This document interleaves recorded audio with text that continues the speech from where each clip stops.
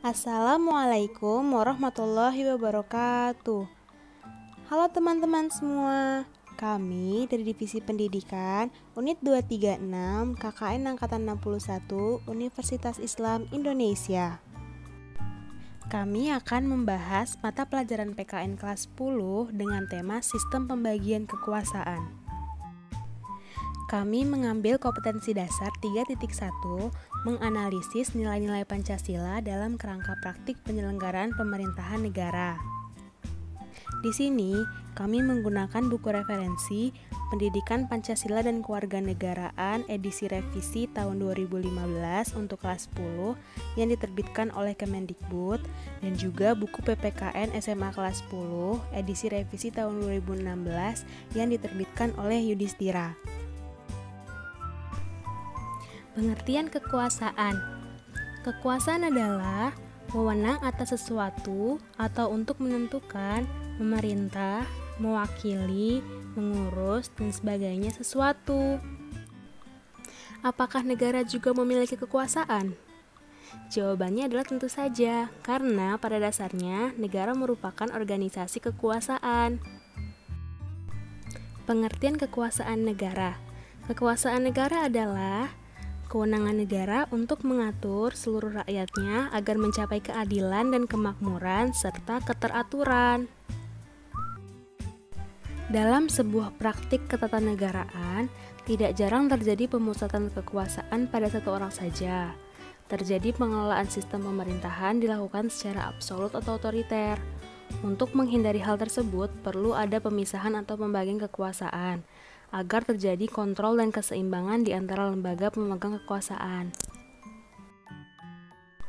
Apa sebenarnya konsep pemisahan dan pembagian kekuasaan itu? Kusnardi dan Ibrahim menyatakan bahwa istilah pemisahan kekuasaan atau separation of powers dan pembagian kekuasaan atau divisions of powers merupakan dua istilah yang memiliki pengertian berbeda satu sama lainnya.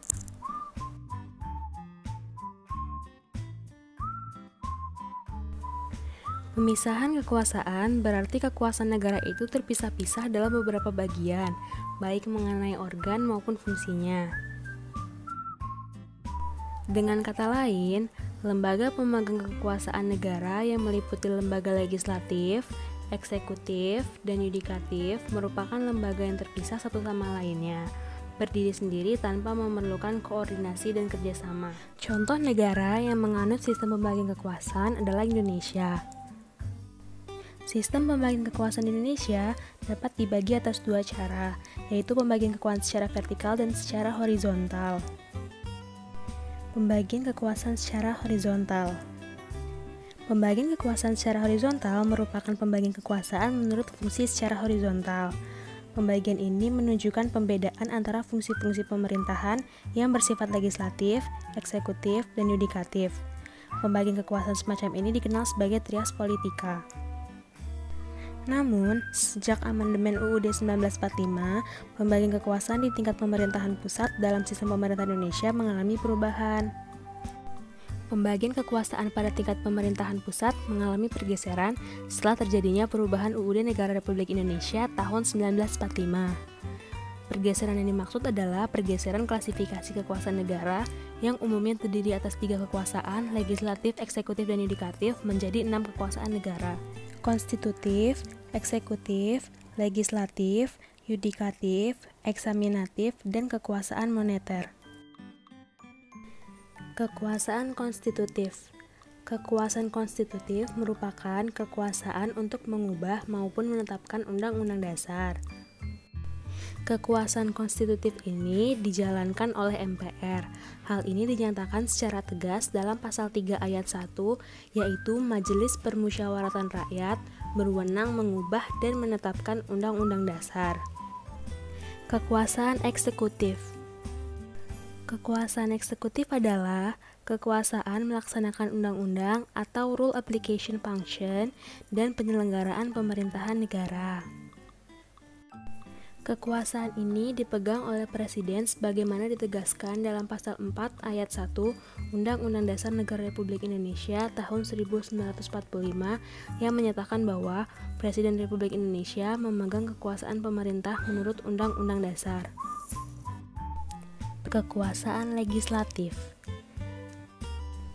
Kekuasaan legislatif adalah kekuasaan membuat undang-undang atau rule-making function. Kekuasaan ini dipegang oleh Dewan Perwakilan Rakyat sebagaimana ditegaskan dalam pasal 20 ayat 1 Undang-Undang Dasar Negara Republik Indonesia tahun 1945 yang menyatakan bahwa Dewan Perwakilan Rakyat memegang kekuasaan untuk membentuk undang-undang. Kekuasaan yudikatif. Kekuasaan yudikatif atau disebut juga kekuasaan kehakiman adalah kekuasaan untuk menyelenggarakan peradilan guna menegakkan hukum dan keadilan. Kekuasaan ini dipegang oleh Mahkamah Agung dan Mahkamah Konstitusi sebagaimana ditegaskan dalam pasal 24 ayat 2 Undang-Undang Dasar Negara Republik Indonesia tahun 1945 yang menyatakan bahwa kekuasaan kehakiman dilakukan oleh sebuah Mahkamah Agung dan badan peradilan yang berada di bawahnya dalam lingkungan peradilan umum, lingkungan peradilan agama, lingkungan peradilan militer, lingkungan peradilan tata usaha negara, dan oleh sebuah Mahkamah Konstitusi. Kekuasaan eksaminatif disebut juga dengan kekuasaan inspektif. Kekuasaan eksaminatif merupakan kekuasaan yang berkaitan dengan pelaksanaan pemeriksaan atas pengelolaan dan tanggung jawab keuangan negara. Menurut pasal 23E ayat 1 Undang-Undang Dasar Negara Republik Indonesia tahun 1945, kekuasaan eksaminatif di Indonesia diselenggarakan oleh Badan Pemeriksa Keuangan. Badan Pemeriksa Keuangan atau disingkat BPK adalah lembaga tinggi negara di dalam sistem ketatanegaraan Indonesia. BPK memiliki wewenang untuk memeriksa pengelolaan dan tanggung jawab keuangan negara. Menurut Undang-Undang Dasar 1945, BPK merupakan lembaga yang bebas dan mandiri. Anggota BPK dipilih oleh Dewan Perwakilan Rakyat dengan memperhatikan pertimbangan Dewan Perwakilan Daerah dan diresmikan oleh Presiden. Kekuasaan moneter. Kekuasaan moneter merupakan kekuasaan yang dimiliki oleh negara untuk menetapkan dan melaksanakan kebijakan moneter seperti mengatur dan menjaga kelancaran sistem pembayaran serta memelihara kestabilan nilai rupiah. Dalam penyelenggaraan negara Republik Indonesia, kekuasaan ini diamanatkan pada Bank Indonesia. Hal ini ditegaskan dalam pasal 23D Undang-Undang Dasar 1945 yang berbunyi, negara memiliki suatu bank sentral yang susunan kedudukan, kewenangan, tanggung jawab, dan independensinya diatur dengan undang-undang. Pembagian kekuasaan secara vertikal. Pembagian kekuasaan secara vertikal dalam penyelenggaraan pemerintahan Indonesia merupakan pembagian kekuasaan antara beberapa tingkat pemerintahan.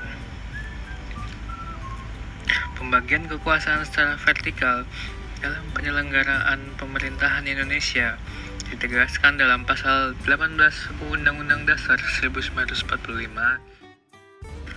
Baik teman-teman, terima kasih sudah memperhatikan materi terkait sistem pembagian kekuasaan. Semoga materi atau ilmu ini dapat bermanfaat bagi teman-teman yang menyaksikannya. Kami dari Divisi Pendidikan KKN 61 Unit 236 pamit undur diri. Wabillahi taufiq wal hidayah. Wassalamualaikum warahmatullahi wabarakatuh. Saya Fortuna Devi Saja dari SMA Negeri 1 Kebumen, nomor induk siswa 17811. Terkait isi materi video tersebut mudah dipahami dan penjelasannya pun tidak membosankan. Untuk keseluruhan video tersebut sudah bagus untuk ditonton dan dipahami. Nama saya Putri Permata dari SMA Negeri 1 Pejogoan. Terkait isi materi videonya mudah dipahami, lalu penyampaiannya pun jelas dan juga tidak membosankan. Secara keseluruhan videonya menarik untuk ditonton dan dipahami.